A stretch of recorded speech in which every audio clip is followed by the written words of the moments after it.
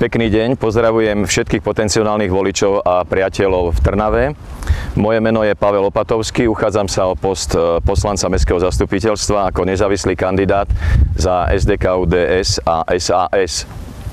Kandidujem za volebný obvod číslo 3 pre komunálne voľby 2010 v Trnave.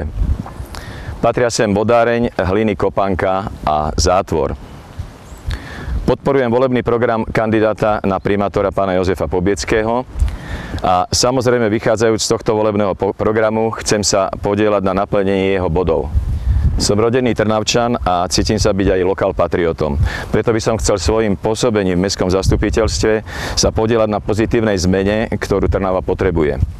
Mám dostatok skúseností z oblasti kultúry a zábavy.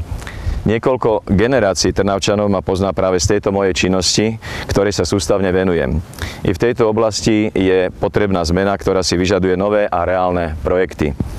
Tu si viem predstaviť svoj prínos. Volebný program kandidátov na poslancov volebný obvod číslo 3, v ktorom sa uchádzam o vaše hlasy, vystihuje potreby obyvateľov týchto jednotlivých častí. Je to 8 základných bodov a niektoré z nich vám chcem predstaviť. Ako príklad uvediem zriadenie samostatného profilu na Facebooku s cieľom flexibilnej komunikácie s obyvateľmi pre volebný obvod číslo 3. Veľmi dôležitým bodom je plnenie programu humanizácie sídlisk Vodáreň, Hliny a Zátvor. Chceme sa zasadiť do väčšiu prístupnosť využitia športového areálu Slavia aj na hudobno-športové podujatia pre mladých, a to zriadením multifunkčného pódia alebo stageu za účelom vystúpenia koncertov rôznych hudobných žánrov. Milí Trnavčania, verím, že som vás presvedčil a preto vás pozývam 27. novembra 2010 voliť pozitívnu zmenu. Venujte 10 minút svojmu mestu, priatelia. Ďakujem.